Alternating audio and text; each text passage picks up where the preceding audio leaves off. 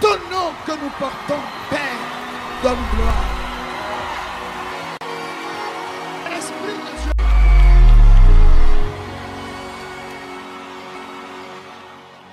Gloire à Dieu. Alléluia.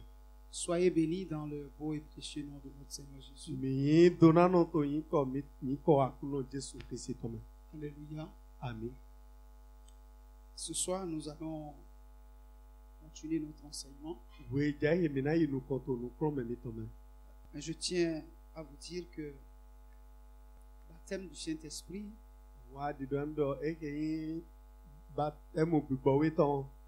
est une nécessité absolue.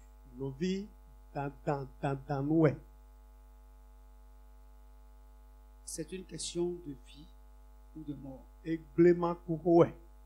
Alléluia. Amen. Nous ne pouvons pas avoir une vie transformée sans le Saint-Esprit. Il est écrit que celui qui n'a pas l'Esprit de Christ ne lui appartient pas. Et la Bible est claire en disant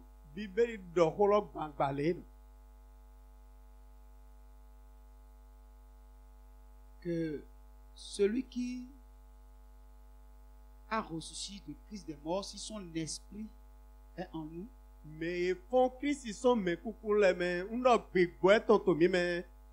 nous ressuscitera au dernier jour. Gloire à Dieu. Alléluia. Si vous croyez en la résurrection des morts, vous devez savoir que c'est le Saint-Esprit qui produit la résurrection d'entre les morts. Si vous n'avez pas l'Esprit de Christ en vous, au jour de la première résurrection, vous allez rester à l'intérieur de votre tombe. Gloire à Dieu. Alléluia. Une chose est de croire en Jésus et de lui donner sa vie. Une autre chose est d'aller plus loin pour recevoir le baptême du Saint-Esprit. Alléluia. Amen. Et pendant que nous avons encore droit à la promesse, nous devons courir pour l'avoir. Parce que Paul, hier plutôt, le jour-là, a dit, la promesse est pour vous. Pour tous ceux qui viendront. En aussi grand nombre.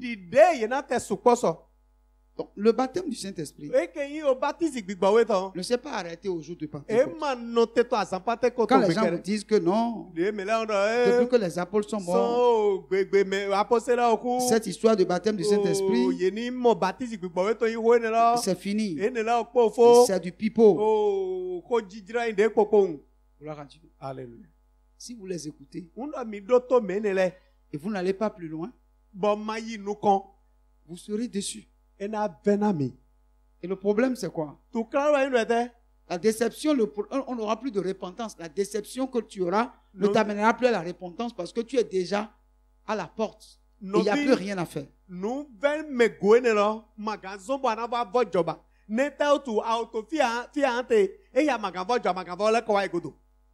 Gloire à Dieu. Alléluia. Jésus nous a dit, il est avantageux pour vous que je m'en aille. Parce que si je ne m'en vais pas, le consolateur ne va pas venir. Vous voyez, toute séparation est douloureuse.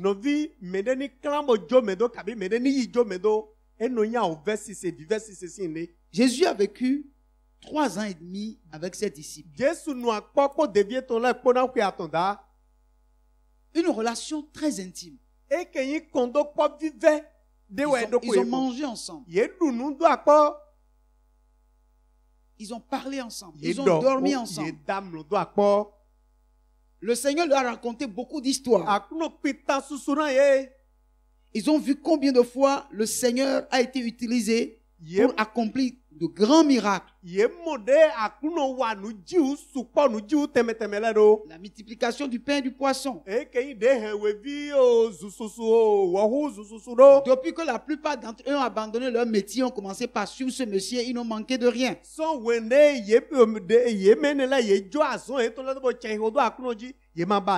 C'est vrai que pendant qu'il était avec eux, il leur disait qu'il va partir un jour. Quand il va finir sa mission, il va partir un jour. Mais, est-ce qu'ils ont cru? Est-ce qu'ils n'ont pas cru? C'est au moment de la séparation que nous avons su qu'en fait, ils pensaient que ce qu'ils disaient était de la blague.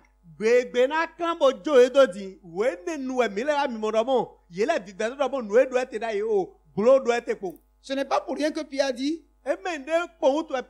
personne ne peut mettre la main sur toi. Le jour là, tu vas voir. Je vais te défendre. Mais quand le jour est arrivé, il a voulu défendre le Seigneur à sa manière. Mais il n'a pas pu. Parce que l'heure était venue où le Seigneur devait partir.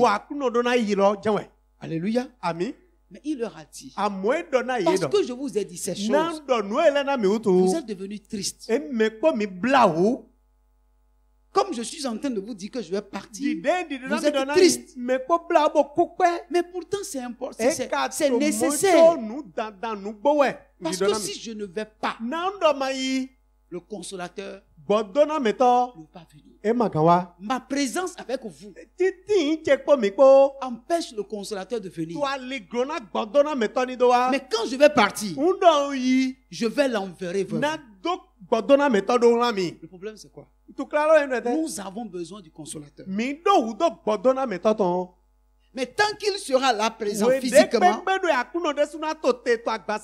le consolateur ne va pas venir. Mais il dit, quand je vais partir, je vous l'enverrai. Il est en train de dire ici, j'ai fait le travail que je devais faire. Je vais vous amener là où je suis venu. Je vous ai amené là. Mon travail s'arrête ici. Je ne peux plus aller plus loin. Mais il ne comprenait pas. Il ne voulait que lui. Mais lui leur disait, moi, mon travail avec vous, mon ministère avec vous s'arrête ici. Il faut que je parte pour que le consolateur prenne le relais. Quand le consolateur va prendre le relais, vous allez comprendre qu'il était véritablement avantageux que le Seigneur s'en aille afin que le consolateur vienne. Alléluia. Amen. Pourquoi? Parce que quand il était là, il était dans la chair.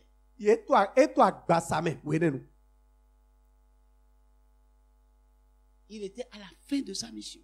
Il n'y a plus rien qu'il puisse faire encore. Il avait achevé la course. Tout ce qui lui restait, c'est le sacrifice suprême. Alléluia. Amen. Et la Bible dit, pendant qu'il était sur terre, toute la plénitude de la divinité était en lui. Donc si la Bible dit que toute la plénitude de la divinité était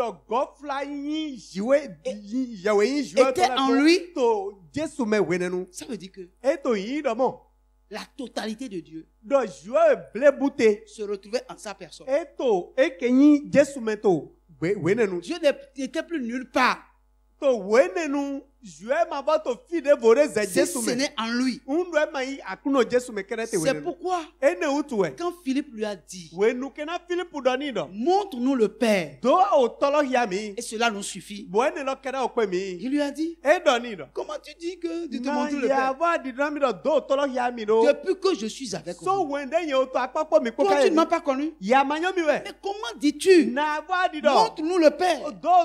Celui qui m'a vu a vu le Père. Il était en train de dire que la totalité de Dieu était emmagasinée en lui. Parce que Dieu est esprit. Alléluia. Amen. Et la Bible nous dit que Dieu était en Christ réconciliant le monde avec lui-même. Alléluia. Amen. Or, il nous faut le consolateur. Voilà que toute la plénitude du consolateur était en lui.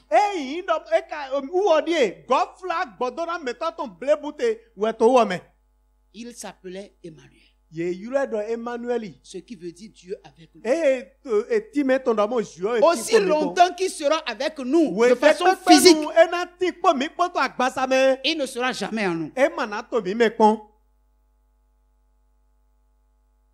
C'est pourquoi il est avantageux pour nous qu'il s'en aille. Il dit, je demeure avec vous, mais je serai en vous. Bien aimé, si nous passons à côté d'une si grande opportunité, et que nous ne recevons pas le Saint-Esprit, et que nous ne manifestons pas le Saint-Esprit, nous n'aurons pas accompli la volonté de Dieu. Gloire à Dieu. Alléluia. Et la volonté de Dieu est que nous soyons tous remplis du Saint-Esprit. Aujourd'hui, on ne parle du Saint-Esprit que lorsque la Pentecôte s'approche. C'est là où on fait les séminaires. On ne parle même plus des dons du Saint-Esprit. Comment les dons se manifestent. Comment il faut faire usage des dons. Quel est l'ordre établi par la parole de Dieu pour l'utilisation des dons dans l'Église?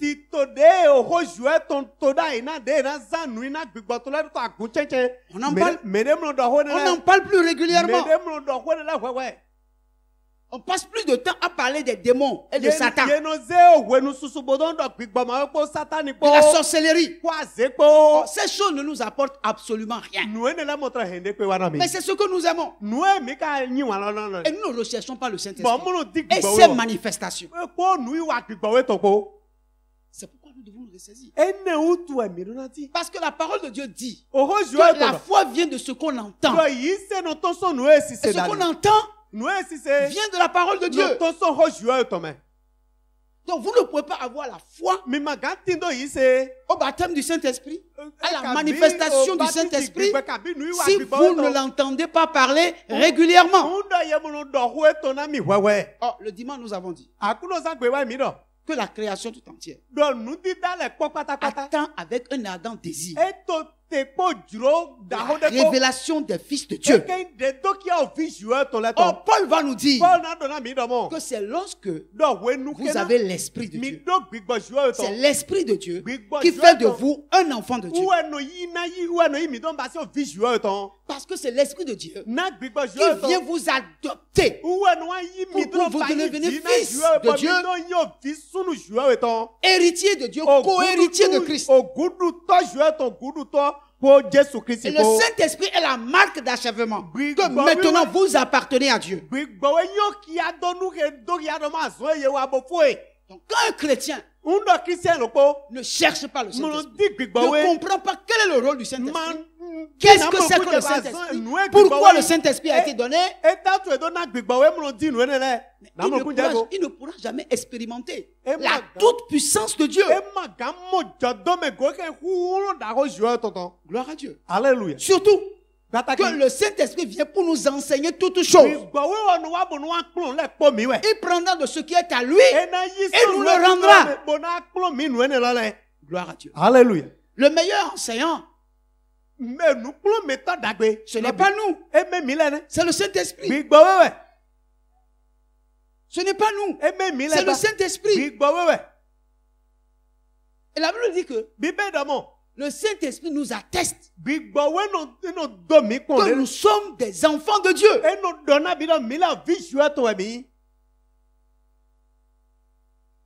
Et en tant qu'enfants de Dieu, nous ne pouvons pas vivre notre vie comme nous voulons. Donc le Saint-Esprit nous arrête pour dire non, ce que tu veux faire là, toi tu ne peux pas le faire. Parce que toi tu es un enfant de Dieu.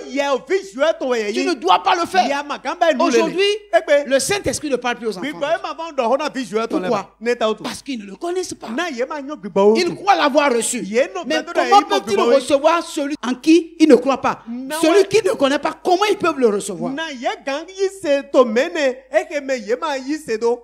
Gloire à Dieu. C'est là où l'église aujourd'hui est malheureuse. C'est là où aujourd'hui on peut jeter toutes sortes de discrédits sur l'église à cause de ceux qui composent l'église qui ne savent pas quel est le rôle du Saint-Esprit dans leur vie.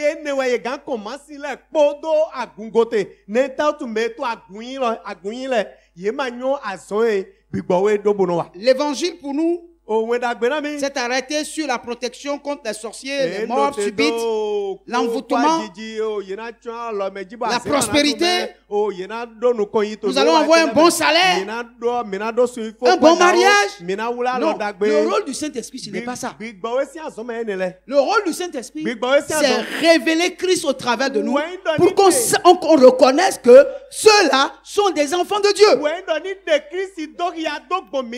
C'est ça le rôle du Saint-Esprit. Le Saint-Esprit n'est pas là pour nous rendre riches, que nous soyons prospères, que nous ayons un bon mariage. Non. Le Saint-Esprit est là pour manifester la nature même de Dieu au travers de notre vie. Gloire à Dieu. Alléluia. Jésus a dit que celui qui a soif, qu'il vienne aux eaux.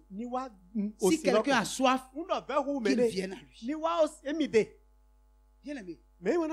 La Bible nous dit, il parlait de l'Esprit de Dieu qui n'était pas encore venu, mais dont il a fait la promesse. Alléluia. Alléluia. Mais si vous n'avez pas soif, est-ce que vous pouvez aller boire l'eau?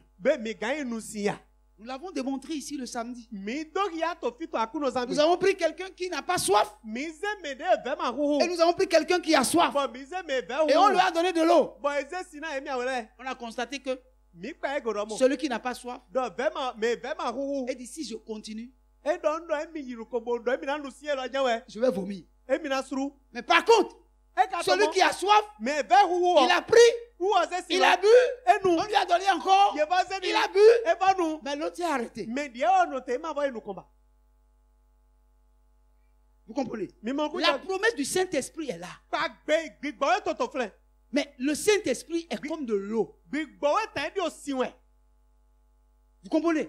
Et c'est celui qui a soif qui cherche l'eau. Si vous n'avez pas soif, vous ne chercherez pas l'eau. Mais celui qui a soif, il est à la recherche de l'eau. Où est-ce que je vais trouver de l'eau? Où est-ce que je vais trouver de l'eau? Mais celui qui n'a pas soif, il s'en fout. L'eau peut être là, à gogo.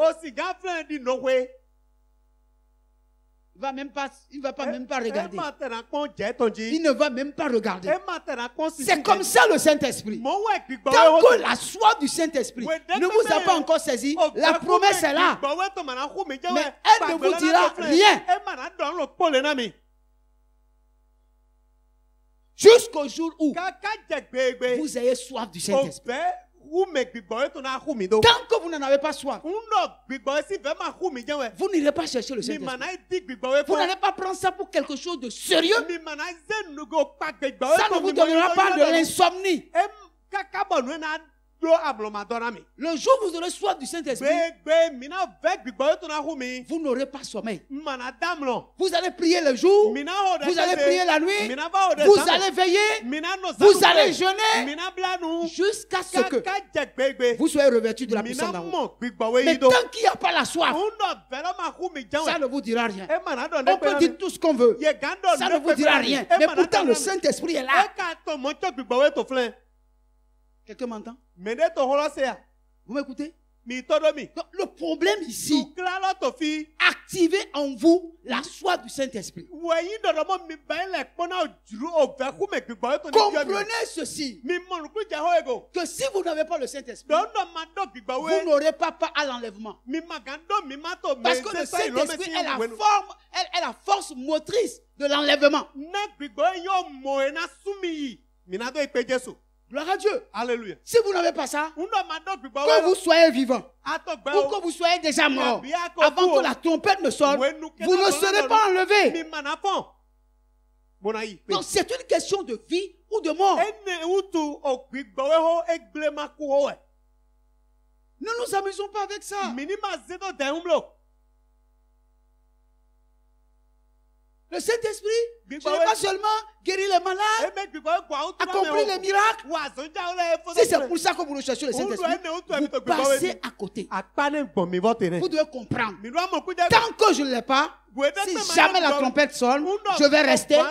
Si je mourais et que la trompette sonne, je vais rester dans ma tombe. Mais quand vous en aurez soif, quand vous en aurez soif, rien ne vous arrêtera. Vous allez prier. Vous allez jeûner. Vous allez veiller. Aujourd'hui, tu dors.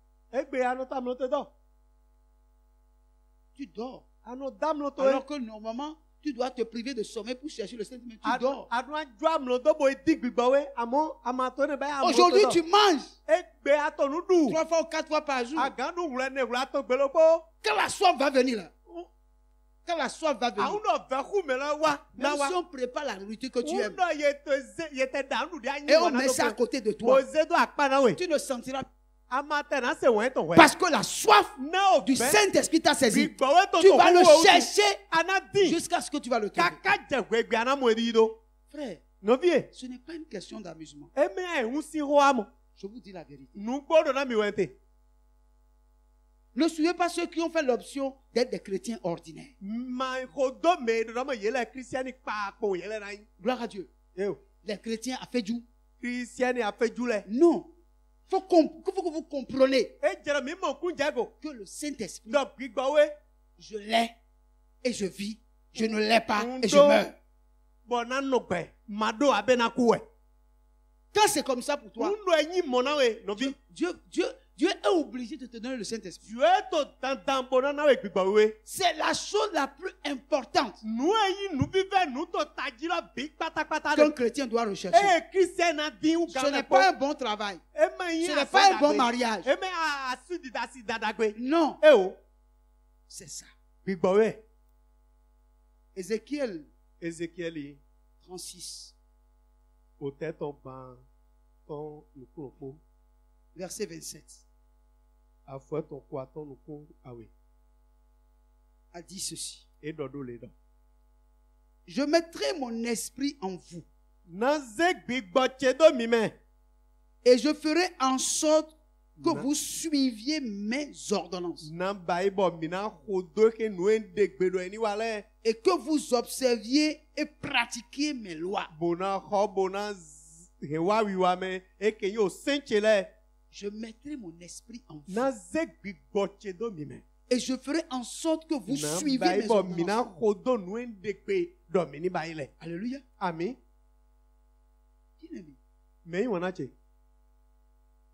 Il a dit qu'il va faire quoi?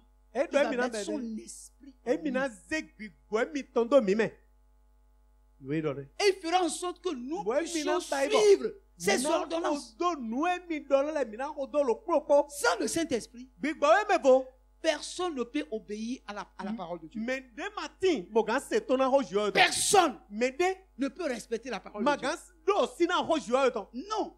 C'est la présence de l'Esprit de Dieu en vous qui vous amène à aimer les commandements de Dieu, à les garder en vous et à les mettre en pratique. Aucun homme de lui-même, sans la présence du Dieu véritable dans sa vie, ne peut pas obéir aux commandements de Dieu. Tu vas lutter, mais tu ne pourras pas. Parce que ce n'est pas par la force. Ce n'est pas par la puissance. Mais c'est par l'Esprit de Dieu. C'est pourquoi la Bible dit que les commandements de Dieu ne sont pas difficiles pour les enfants de Dieu. Or, tu ne peux pas être enfant de Dieu sans avoir reçu l'Esprit de Dieu.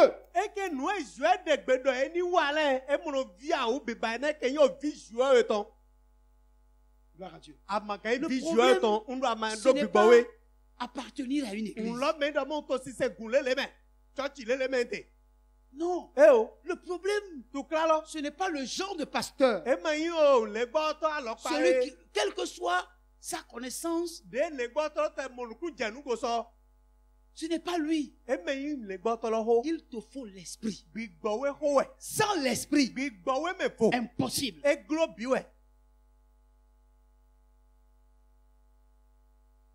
Gloire à Dieu. Alléluia. Bien-aimés frères, je dis tout ceci, pas pour vous faire peur, mais pour vous faire connaître la réalité. Alléluia. Amen. Bien-aimés, Dieu, quand il s'agit de sa parole, il n'a pas de sentiment.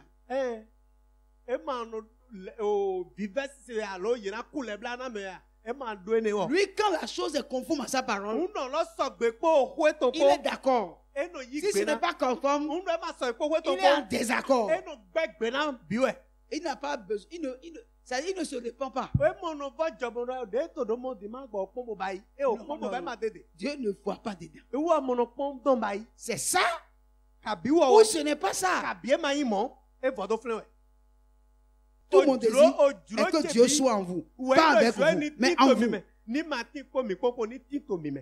C'est plus avantageux qu'il soit en vous que d'être avec vous. Alléluia. Amen. Bien aimé. La parole de Dieu nous dit dans le livre de Psaume, Psaume 42. Alléluia. Amen. Psaume 42, je crois, verset 2 à 3. Il a dit, comme une biche soupire après des courants d'eau,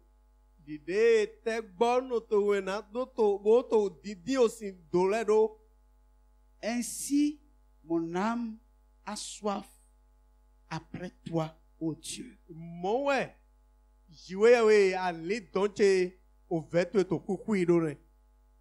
âme a soif de Dieu.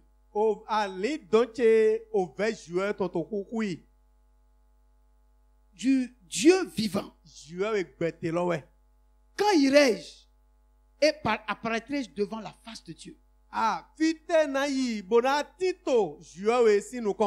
Alléluia. Amen. Ici, c'est David qui parle. Comme une biche soupire après des courants d'eau. Ainsi mon âme soupire après toi, ô Dieu. Alléluia. Amen. David, l'homme selon le cœur de Dieu,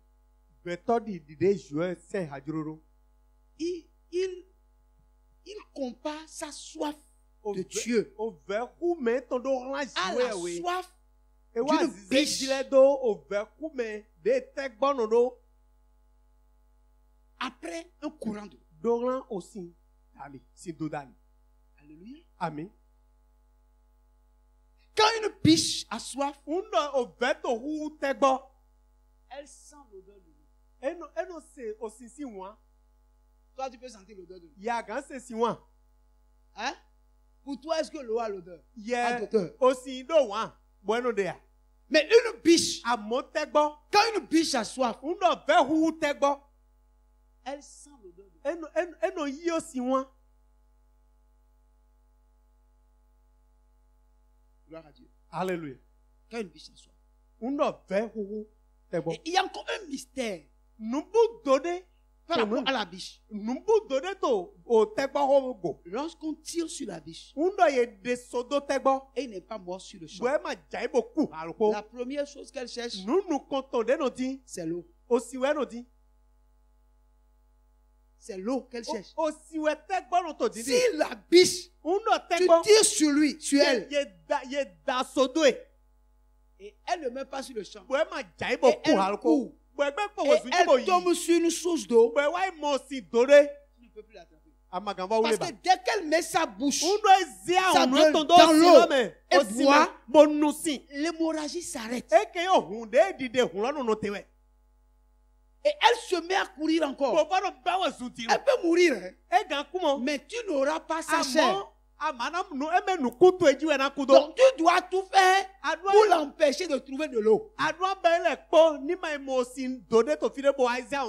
Et David dit, comme une biche soupire après un courant d'eau, ainsi mon âme soupire après toi, oh Dieu. Ça veut dire quoi? Quel que soit ce qui arrive, si David trouve Dieu, s'il s'approche de Dieu, il peut vivre. Même si la mort était tout proche, et que lui, David, comme son âme soupire après Dieu, si il trouve Dieu, il ne peut plus mourir. Comme une biche blessée, quand il trouve l'eau et elle boit, l'hémorragie s'arrête. Si ma soif m'amène à trouver Dieu,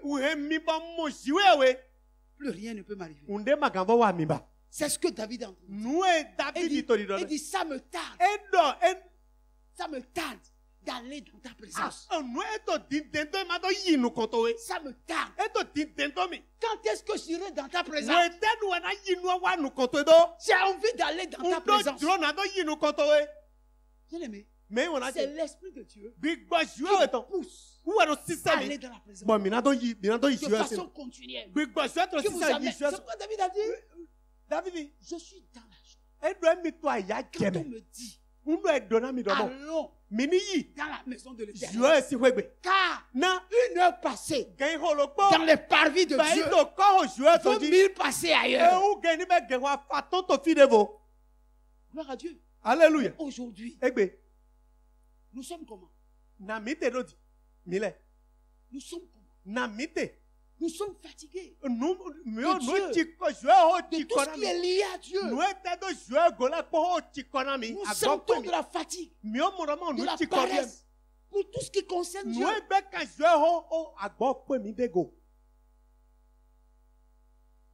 Nous n'avons plus cette soif. Ce désir d'aller dans la présence de Dieu, de passer du temps dans la présence de Dieu.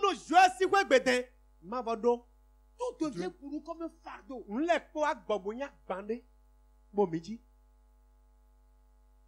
Quand c'est comme ça, comment nous pouvons avoir part au miracle?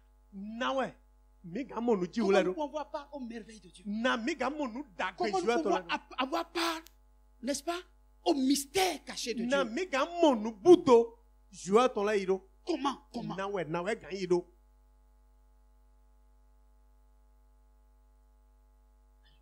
Amen. Nous sommes comme des enfants qui sont sur la place publique. On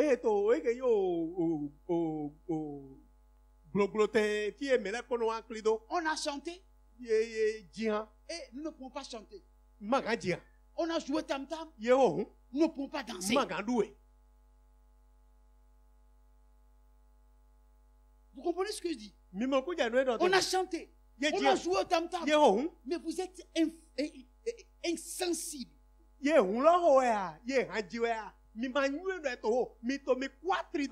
Aucune flexibilité. Aucune sensibilité pour les choses de Dieu. Tout ce qui concerne Dieu nous fatigue.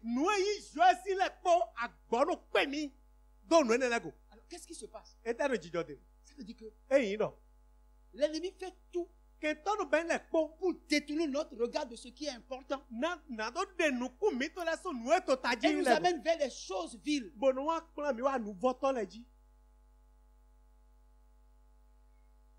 Alléluia. Quand on fait un programme, et on va lier les démons, on va tuer les sorciers, cette maison n'aura plus de place. On ne peut pas trouver de place. Mais quand vous tuez les sorciers, que vous liez les démons, et qu'au jour de la résurrection, vous ne ressuscitez pas. Mais les démons que vous avez chassés, les sorciers que vous avez tués, vous vous retrouverez avec eux. On choisit quoi? C'est bon de chasser les démons. C'est bon de lier le diable. C'est bon de tuer les sorciers. Si encore que nous les tuons, c'est bon. Mais après tout ça, au jour de la résurrection, nous n'avons pas atteint le niveau où nous n'aurons pas la résurrection des morts parce que nous avons négligé le plus important, le Saint-Esprit en nous, nous l'avons oublié. Qu'adviendra-t-il de nous en ce jour-là? Est-ce que nous réfléchissons à ça?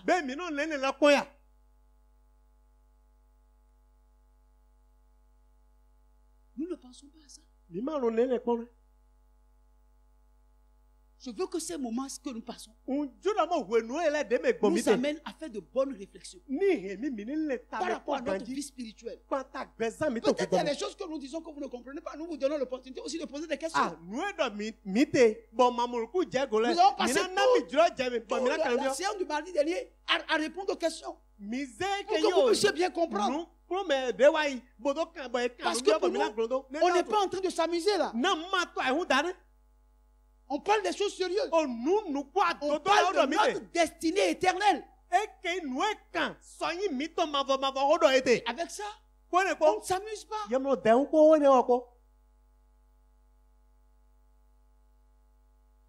On ne s'amuse pas. On doit se prendre au sérieux. Bien aimés frères, je vous aime bien.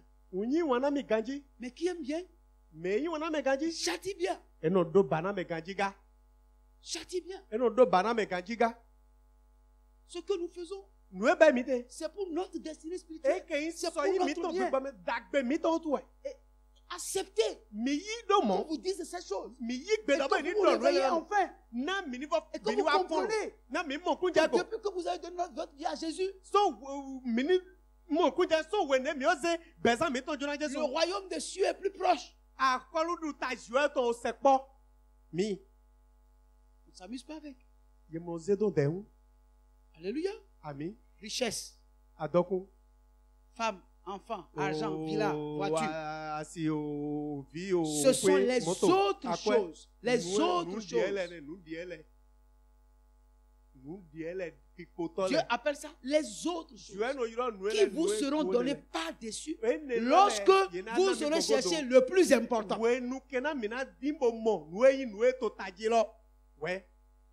Dans le peu de temps dont nous disposons pour nous préparer pour le jour de l'enlèvement. Nous nous amusons pas. Alléluia. Amen. Nous avons juste un tout petit peu de temps. Et le peu de temps que nous avons là, ne prenons pas ce peu de temps pour nous amuser avec. Ma prière est que si vous êtes venus ici ce soir avec un fardeau, que vous repartez d'ici sans ce fardeau. Que vous le cherchez. et que vous ne le trouvez pas. Que l'Esprit de Dieu ôte ce fardeau de votre vie. Que vous soyez libérés de tous les poids que l'ennemi a fait reposer sur vous. Parce que vous êtes des fils et des filles d'Abraham. Et la Bible déclare que la postérité d'Abraham possédera la porte de ses ennemis. Que l'Esprit de Dieu vous amène à posséder la porte de vos ennemis. Qu'il trébuche et qu'il tombe. Ceux qui en veulent à votre vie, qu'ils trébuchent et qu'ils tombent. Que la honte soit leur partage. Car l'héritage qui vous est échu, personne ne peut vous l'arracher. Parce que vous n'êtes pas des enfants illégitimes. Vous êtes des enfants programmés. Parce que la Bible a dit, vous avez été choisis bien avant la fondation du monde pour être des fils révélés de Dieu. Et la création attend avec un ardent désir la révélation des fils de Dieu. Que l'Esprit de Dieu vous révèle à cette nature qui attend les fils de Dieu. Que Dieu soit manifesté au travers de votre vie. Que les chaînes soient brisées. Que les liens soient rompus. Que la puissance du Saint-Esprit qui a été manifestée en Jésus-Christ au travers des apôtres soit manifesté dans votre vie. Que quelque chose de particulier soit manifesté dans votre vie. Que Dieu marque dans votre vie la différence. Gloire à Dieu. Alléluia. Gloire à Dieu. Alléluia. Gloire à Dieu. Alléluia. Gloire à Dieu. Alléluia. Gloire à Dieu. Alléluia. Bien-aimé. Que la puissance de la parole de Dieu qui transforme les vies transforme ta vie. Que ta vie ressemble à la vie de Dieu. Que l'Esprit de Dieu puisse étancher ta soif. Que cette soirée soit ta soirée. Que ce soit ton temps. Le temps de ta visitation. Que l'Esprit de Dieu te visite et te guérisse de tes anxiétés, de toutes les pressions qui sont sur toi. Que l'Esprit de Dieu te rétablisse dans tes droits. Dans le nom de Jésus. Que ce que les Yélek et les Gazam ont détruit soit restauré dans le nom de Jésus. Que la joie de l'Éternel soit ta force. Reçois au nom de Jésus. Reçois au nom de Jésus. Reçois le revêtement du Saint-Esprit au nom de Jésus. Reçois le revêtement du Saint-Esprit dans le nom de Jésus. Reçois le revêtement du Saint-Esprit dans le nom de Jésus. Et que ta vie ne soit plus la même. Au nom de Jésus, j'ai prié. On acclame la présence du Seigneur.